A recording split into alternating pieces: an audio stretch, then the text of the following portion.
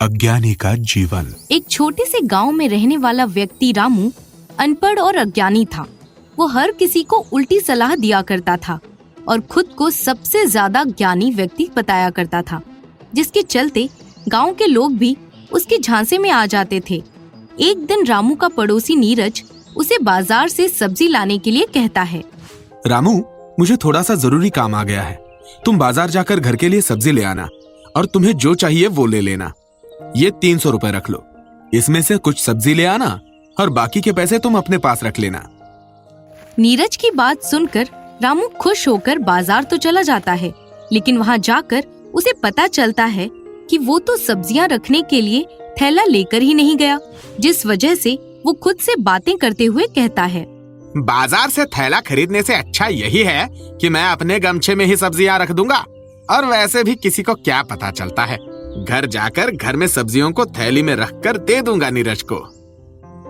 रामू खुद से बातें करने के बाद बाजार में घूमता है कि तभी उसकी नजर एक कपड़े की दुकान पर जाती है, और वो दुकान सबसे महंगी और अलग थी, जिसे देखकर रामू वहाँ कपड़े खरीदने के लिए दुकान मालिक से कहता है।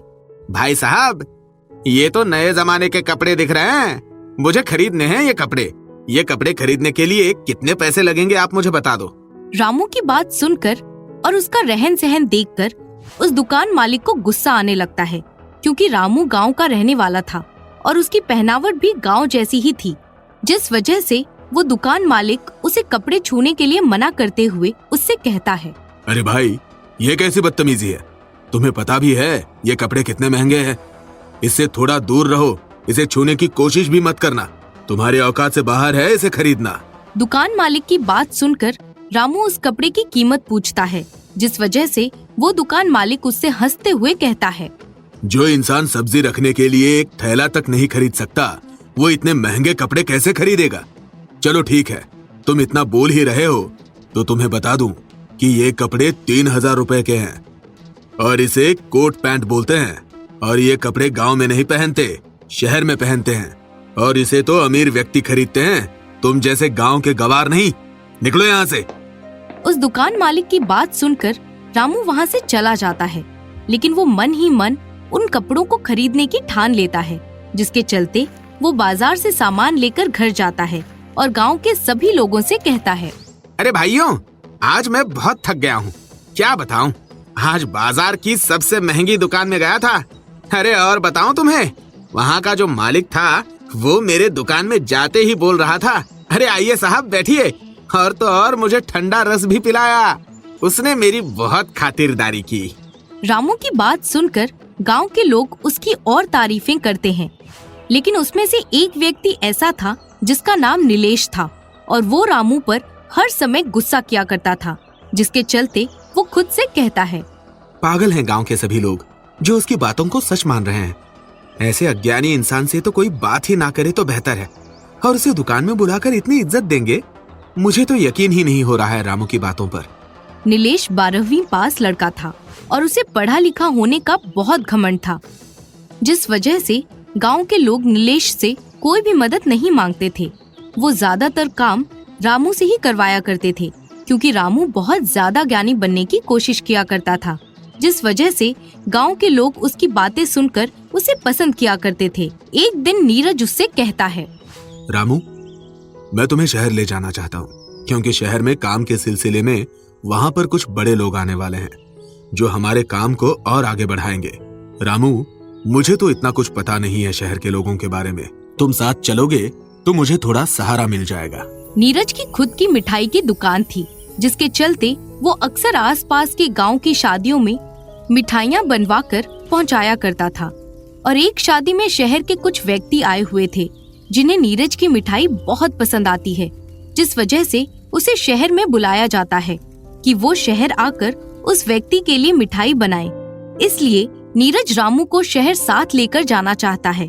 वहीं दूसरी तरफ उनकी बात नीलेश सुन लेता है और वो रामू को भड़काते हुए कहता है।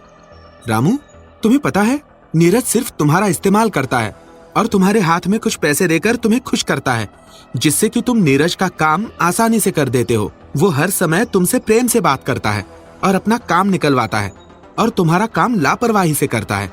अब तुम सोच लो, तुम्हें क्या करना है? उसके साथ शहर जाना है या फिर गांव में रहकर खुद का काम करना है? नीलेश की बात सुनकर रामू उससे कहता है, हाँ नीलेश, तुम सही बोल रहे हो।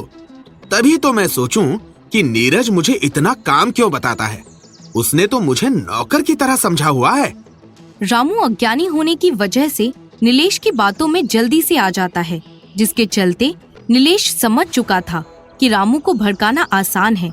जो वो चाहता है वो रामू करेगा, जिसके चलते रामू सभी की नजर में गिर जाएगा और नीलेश सबकी नजर में अच्छा बन जाएगा। यही सोचकर वो रामू को एक सलाह देता है। रामू, तुम नीरज को बोल देना कि तुम्हारी माँ की तबीयत बहुत ज्यादा खराब है, या फिर ऐसा बोल देना कि तुम्हारी बहन का बुलावा आया है, तुम्हें जल्दी ही उसने बुलाया है कुछ जरूरी काम से।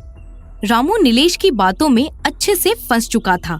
नीलेश ने रामू को भड़का तो दिया था, लेकिन वो वही हरकत नीरज के साथ भी करने की कोशिश करते हुए उससे कहता है, नीरज, क्या तुम्हें पता नहीं रामू ने तुम्हारे खिलाफ मुझे कितनी सारी झूठी बातें बताई हैं, जैसे कि तुम उसे बिना पैसे दिए ही उससे काम करवाया करते हो और हमेशा उसके साथ में नौकरों की तरह सुलूक करते हो, जैसे कि वो तुम्हारा नौकर हो। यही सब बातें रामू ने मुझसे कही हैं। अब तुम ही बताओ, तुम रामू का इतना साथ देते हो, उसके बाद भी रामू तुम्हारे बारे में इतना गलत सोचता है और तुम उसे अपने साथ शहर ले जाकर खुद की बेइज्जती कर रहे हो। नीलेश की बात सुनकर नीरज को गुस्सा आने लगता है, क्योंकि वो जानता था कि नीलेश रामू से बहुत ज्यादा जलता है, जिसके चलते वो उससे कहता है, मैं रामू को कब से जानता हूँ। वो हमेशा मुझसे मिलजुल कर और एक परिवार की तरह रहता है और उसने कभी भी कोई भी काम करने के लिए मना नहीं किया आज तक, और ना ही कोई काम में लापरवाही की। जो मैंने बोला वही काम उसने अच्छे से और ईमानदारी से किया है। नीरज की बात सुनकर नीलेश समझ गया था वो उसे कितना भी भड़काने की कोशिश करेगा, लेकिन वो उसके भड़कावे में नहीं आएगा। वहीं दूसरी तरफ रामू नीरज के घर जाता है और उसे मना कर देता है। नीरज समझ चुका था कि उसको नीलेश ने भड़काया है, जिसके चलते वो रामू से अच्छे से बात करते हुए कहता है, रामू, कोई बात नहीं, तुम्हें नहीं आना शहर तो मत आओ। मैं तुम पर जबरदस्ती नहीं कर सकता। और हाँ, मैंने तुम्हारे लिए वही कपड़े खरीदे हैं जो तुम्हें बाजार में पसंद आए थे, और मुझे सब पता है। नीरज की बात सुनकर रामू सोच में पड़ जाता है और सोचते हुए उससे कहता है, नीरज, तुम्हें कैसे पता? मैं कोई दुकान में गया था और मुझे वो महंगे वाले कपड़े बहुत पसंद आए थे, और उस दुकान मालिक ने उस कपड़े का नाम कोट पैंट बताया था, जो शहर में सबसे ज्यादा पहनते हैं। हाँ, मुझे चाहिए थे वो कपड़े, लेकिन ज्यादा महंगे होने के कारण मैं उसे नहीं खरीद पाया। लेकिन मैंने अभी तक हार नहीं मानी। मेरे पास जैसे ही पैसे आ जाएंगे, मैं उन कपड़ों को खरीद लूंगा। रामू की बात सुनकर नीरज उसे हंसते हुए कहता है, रामू, खरीद लूंगा नहीं, खरीद लिया है। मैंने तुम्हारे लिए वही महंगे कपड़े खरीद लिए हैं जिसे मैं तुम्हें देना चाहता हूँ। मुझे पता है रामू, तुम्हें शहर नहीं आना है, लेकिन कोई बात नहीं, मैं चला जाऊंगा। बस तुम मुझ पर एक आखिरी एहसान कर देना, मेरे परिवार का अच्छे से ख्याल रखना, जैसे हमेशा से रखते आ रहे हो। उन्हें कोई भी जरूरत हो तो उनकी मदद कर देना। नीरज की बात सुनकर रामू खुश होते हुए उससे कहता है, नीरज, तुम्हारा बहुत बहुत धन्यवाद जो तुमने मुझे इतने महंगे कपड़े दिलाए। और हाँ, मैं तुमसे माफी भी मांगता हूँ, मैं तुम्हारे साथ शहर नहीं आ पाऊंगा। तुम अच्छे से जाना और यहाँ की फिक्र बिल्कुल मत करना। मैं हूँ यहाँ पर सबका ध्यान रखने के लिए। हाँ। रामू की बात सुनकर नीरज खुश होकर वहाँ से शहर जाने के लिए निकल जाता है। वहीं दूसरी तरफ नीलेश खुद से कहता है, मुझे सबसे पहले नीरज का जो भरोसा है रामू पर, उसे तोड़ना होगा, ताकि मैं आगे की साजिश को अच्छे से अंजाम दे सकूं और सबकी नजर में मैं अच्छा बन जाऊं। नीलेश दूसरी साजिश सोचता कि इसके पहले अचानक से उसे खबर आती है कि नीरज के बेटे की तबीयत अचानक से खराब हो गई है, जिसके चलते वो उसी का फायदा उठाने का सोचकर उसके घर जाता है और रामू से कहता है, रामू, लगता है नीरज के बेटे की तबीयत बहुत ज्यादा खराब है। उसे अस्पताल ले जाने में बहुत समय लगेगा, जिस वजह से इसकी तबीयत और भी ज्यादा खराब हो सकती है। तुम एक काम करो, तुम अभी अस्पताल चले जाओ और वहाँ से डॉक्टर से दवाई लिखवा कर उसे खरीद कर ले आना। तब तक मैं यहाँ पर उसका ख्याल रखता हूँ। और हाँ, जल्दी आना और डॉक्टर से पूरी दवाई अच्छे से पूछ कर लाना। ताकि हम उसी हिसाब से दवाई दे सके। नीलेश की बात सुनकर रामू तुरंत गांव से अस्पताल जाने के लिए निकल जाता है, जिसके बाद नीलेश सोचते हुए खुद से कहता है, यही मौका है मेरे पास रामू को फंसाने का, क्योंकि मुझे पता है अनपढ़ और अज्ञानी इंसान में इतनी समझ तो नहीं होगी कि वो दवाइयों का नाम और उनको खाने का समय इतना याद रखेगा। और मैं तो बताऊंगा ही नहीं, क्योंकि मैं भी यही चाहता हूँ कि रामू सबकी नजरों में बुरा साबित हो। नीलेश खुद से बातें करते हुए मन ही मन खुश होता है। वहीं दूसरी तरफ रामू बहुत ज्यादा परेशान हो जाता है, क्योंकि डॉक्टर मरीज को देखे बिना साफ इनकार कर देता है दवाई देने से, जिसके चलते रामू उनसे अनुरोध करते हुए कहता है, डॉक्टर साहब, मैं आपसे विनती करता हूँ, मेरे भतीजे की तबीयत बहुत ज्यादा खराब है और यहाँ से हमारा गांव बहुत दूर है, जिस वजह से हम उसे अस्पताल तक नहीं ला पाए। आपसे यही अनुरोध है कि आप मुझे ऐसी दवाई लिख कर दें जिससे उसको इतना आराम हो सके कि अस्पताल तक हम उसे लेकर आएं। रामू की विनती सुनकर डॉक्टर उसे बाहर की दवाई लिख देता है, जिसके चलते वो उसे दवाई खाने का समय भी बताता है। लेकिन रामू अनपढ़ होने के कारण उसे कुछ समझ नहीं आता है और वो मन ही मन सोचते हुए खुद से कहता है, मैं जल्दी से गांव जाकर नीलेश से मदद लेकर नीरज के बेटे को दवाई खिला दूंगा, क्योंकि नीलेश पढ़ा लिखा है और वो तुरंत डॉक्टर के पर्चे में जो दवाई लिखी है उसे देखकर वो उसी हिसाब से दवाई खिला देगा, जिसके चलते नीलेश का बेटा ठीक हो जाएगा। रामू को आते हुए देखकर नीलेश समझ जाता है और मौका देखकर वहां से निकल जाता है, ताकि रामू परेशान होकर खुद से दवाई खिला सके। जैसा वो चाहता था वैसा ही होता है।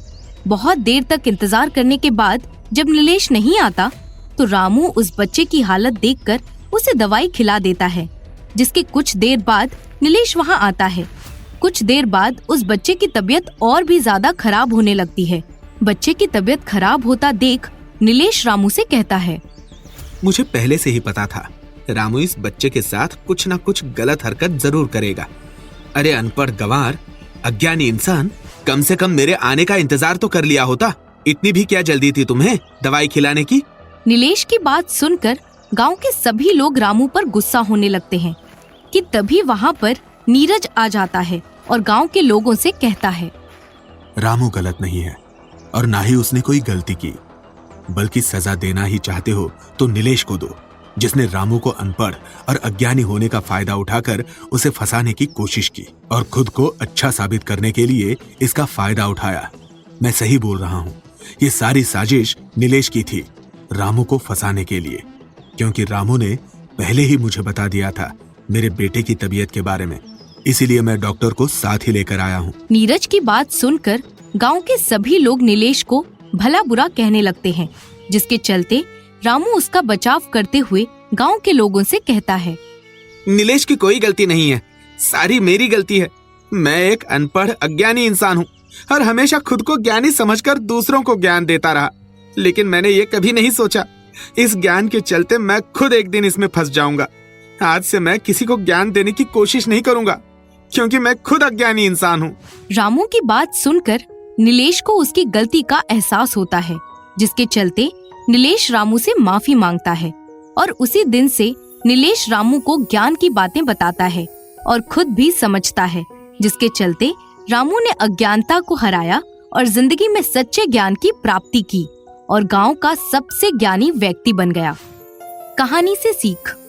हमें इस कहानी से ये सीख मिलती है कि हमें अपनी जिंदगी में ज्ञान की शिक्षा लेनी चाहिए, क्योंकि अज्ञान व्यक्ति हमेशा पीछे रहता है। ज्ञान के जरिए ही हम जीवन के हर महत्वपूर्ण पड़ाव को समझ सकते हैं और उसके हिसाब से फैसले भी ले सकते हैं। धन्यवाद।